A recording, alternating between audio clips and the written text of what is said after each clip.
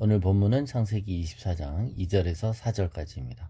아브라함이 자기 집 모든 소유를 맡은 늙은 종에게 이르되 청하건대 내 허벅지 밑에 내 손을 넣으라.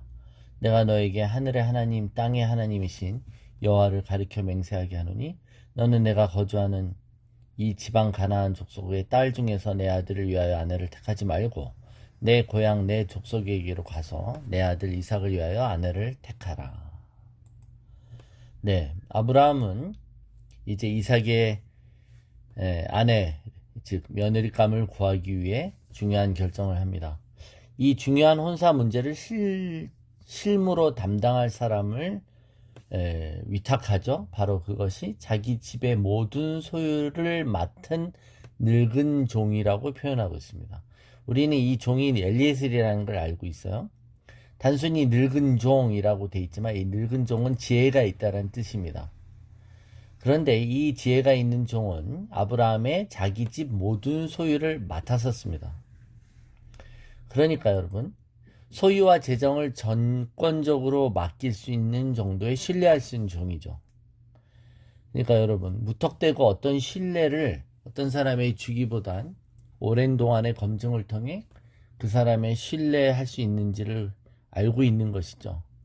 이 종은 경험이 많고 현명하며 신뢰할 만한 사람임의 분명함이 드러나 있습니다. 그런데 이제 제일 중요한 것은 아들의 신부감을 구해오는 것이죠. 아들의 신부감을 알아볼 만한 해안과 또 이걸 알아볼 만한 지혜를 얻을 수 있는 믿음과 또 그런 성실함과 또 주인의 의사를 반영할 수 있는 정말 주인의 전권 대사로서 행할 수 있는 어떤 그런 주인의 마음을 너무나도 잘 아는 사람이 된다는 겁니다.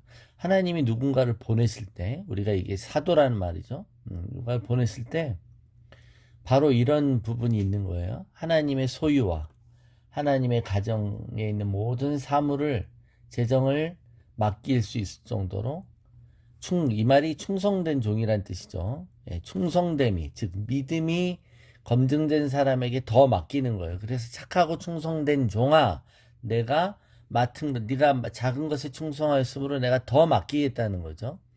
엘리에셀은 이미 어떤 작은 것에 충성됨이 검증이 됐습니다. 그래서 더 중요한 건 이삭의 신부감을 구하는 것에 대한 사명을 또한 받습니다. 그러니까 여러분, 이런 사람이 없다면 이 나이 많은 아브라함이 어떻게 구하러 다니겠습니까? 이런 사람이 주변에 있어서 하나님의 뜻을 이룰 수 있는 것도 아브라함이 받은 범사의 복 중 하나일 것입니다. 자, 이 엘리에셀에게 아브라함이 허벅지 밑에 손을 얹고, 이 허벅지라는 말은 생식기 있는 거예요. 생식기가 있는 곳에 손을 얹고 맹세하라는 겁니다. 이게 무슨 말이냐면 이것이 엄중한 맹세, 엄중한 상황의 이 중대함을 얘기하는 것이죠. 그러면서 이 맹세가 이 약속이 후대까지 이 맹세가 이른다는 겁니다. 즉 이삭이 아내를 구할 때까지는 약속의 책임을 져야 하는 무한 책임에 대해서 맹세를 하라는 것이죠. 그러면서 아브라함은 이제 이삭의 배우자감을 구하는 데 있어서 몇 가지 지켜야 될 프로토콜과 원칙을 말합니다. 그 원칙과 믿음이 하나님이 이미 정하신 그리고 예비해 놓으신 신부감을 구할 때 그 신부감으로 찾아가는 나침반이 될 것이고 그 하나님의 뜻을 발견해가는 중요한 이정표가 될 것이기 때문이죠. 자, 어떤 신부감을, 어떤 며느리감을 구해와라 그럴 때 가서 돈 많고 이쁜 여자야 이렇게 말하지 않았다는 겁니다. 자, 오늘 3절에 보면 중요한 첫 번째 원칙입니다. 오늘 우리가 묵상하는 게 하나예요. 가난한 여자가 아니어야 한다는 거죠. 그죠? 가난한 여자가 아니어야 하고 친척 중에 구해야 한다. 이건 하나의 원칙 같지만 이 중에 두 개예요. 먼저 가난한 여자는 아니어야만 한다는 거예요. 그죠? 이게 포지티브 시스템, 네거티브 시스템일 때 이거는 빼고라는 거 할 때 가난한 여자는 빼고라는 거예요. 왜 안 된다는 것일까요? 아브라함은 가나안 땅에 지금 살고 있지 않습니까? 그런데 이 땅에 사는 사람은 안 된다라는 건 가나안 사람들의 문화와 속성을 잘 알고 있었기 때문에 그렇습니다. 가나안의 문화는 한마디로 음란한 문화였죠. 이 문화에서 자란 여자는 안 된다는 겁니다. 그래서 여러분, 우리가 이삭이 좋은 사람, 이삭이 동네에서 사귄 여자라고 결혼시키지 그게 아니라 이삭에게 좋은 신부감을 주고 싶은 거예요. 예. 그러니까 여러분, 이 가나안의 음란하고 태폐적인 문화에 찌들어서 거기서 자라고 하나님 모르는 사람은 아니어야 한다라는 걸 얘기하는 겁니다. 예, 이것이 첫 번째 거르는 요인이고, 두 번째 친척 중에 구해야 한다는 건 왜 그럴까요? 왜 그럴까요? 네, 이것은 몇 년 전에 우리가 이미 23장인가요? 23장에 들었죠. 몇 년 전에 어떤 사람이 우연히 그 친척들의 소식을 전했잖아요. 그게 이제 복선인데 나홀이 자신의 조카하고 인 밀가하고 결혼해서 8명의 자식, 아들을 낳았다는 겁니다. 그죠? 그 소식을 들어요. 그러니 그 친척들의 소식을 들을 때 아브라함은 속으로 이것이 하나님의 인도하심이라는 것을 알고 있었다는 겁니다. 사실 여러분, 본토 친척 아비집을 떠나온 아브라함에게 있어서 자신들의 고향 친척들이 꼭 가나안 사람들보다 믿음이 좋으란 법이 있을까요?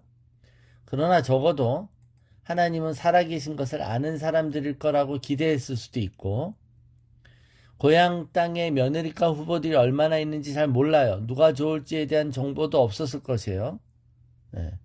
그러나 아브라함은 그들의 소식을 듣게 하신 것에 대한 하나님의 인도하심을 직감적으로 느낀 거예요. 아, 그렇구나. 여기서 구하면 되겠구나라는 것이죠. 하나님이 주신 계시가 있었다는 겁니다. 그래서 여러분, 우리가 하는 한 스텝 한 스텝 이 발걸음을 내디뎌 갈 때 우리가 다 끝을 알고 가는 게 아니잖아요. 내비게이션처럼 요 다음 사거리에서 우회전할지 좌회전할지 직진할지를 결정하는 거예요. 그죠? 그 다음에 모든 것을 다 보는 게 아닌 거예요. 이 지도를 축소시켜서 대충 보고 대충 알 수는 있을지 모르지만 어차피 여러분 우리가 매번 교차로를 지날 때마다는 확대된 그 선택에 집중해야 되는 것이죠. 아브라함은 그랬다는 겁니다. 이삭의 신부감이 어디 있는지 하나님이 말씀하시지 않은 상태에서 하나님의 뜻을 쫓아 찾아가는 과정에서 내 주어진 환경을 불평하는 것보다는 이 환경 속에 없다는 거, 이 주변에 신부감이 없어요. 그걸 갖고 불평하지 않습니다. 그러면 여기서 안 하면 되는 거지라는 것이죠. 지금 가진 정보와 자원을 가지고 최선을 다해 내게 주신 그 한계 안에서 최선을 다하는 행동하는 것. 그리고 그 안에서 계획하는 것이 믿음의 선택인 줄로 믿습니다. 그러니까 하나님이 주신 일종의 단서가 있잖아요. 친척들에 대한 소식을 듣게 하신 그 단서를 찾아가는 것이고, 그리고 경험 속에서 알게 하시고 깨닫게 하신 것이 가나안 사람들은 안 돼 라고 하시는 것에 대한 하나님의 분명한 음성을 듣게 하신 거죠. 그래서 내가 분명히 들은 몇 가지 요소들을 자기 안에 정해놓는 거예요, 여러분.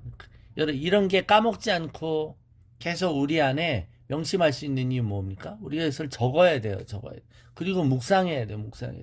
우리 삶 가운데 일어나는 일들을 통해 우리가 그것에 대해서 뭔가 판단하고 지혜가 있어야 되잖아요. 그냥 주변을 보고 주변이 다 음란하고 폐폐화된 문화 속에 그걸 보고 그냥 어쩔 수 없구나. 우리 며느리도 저 중에서 구해야 되겠구나. 이렇게 생각하지 않았다는 거잖아요. 이걸 보고 하나님께 기도할 때 하나님 며느리감이 이들 가운데 있으면 안 될 것 같은데요 라고 얘기했을 거고 하나님이 아닐 거라는 확신을 주신 거예요. 그런 가운데 친척들 소식을 들었다는 거죠. 그래서 여러분 하나님 우리 삶을 인도하시는 것은 우연 같지만 우연이 아닐 때가 있다. 때마침 듣게 하시고 또 주어진 그 조그만 단서와 또 우리의 경험을 통해 하나님이 말씀하셨던 것들을 주워 모아 우리의 믿음의 행보를 계속 전진하는 줄로 믿습니다. 오늘도 우리는 범사에 복을 주시는 하나님의 은혜를 찾아 살기를 원합니다. 오늘도 우리의 발걸음이 믿음의 발걸음이 되게 하시고 스릴 넘치는 또 하나님의 뜻을 찾아가는 보물을 찾아가는 보물선을 찾아가는 탐험하는 사람들처럼 하나님의 보물들을 찾아가는 저와 여러분 되시길 축원합니다.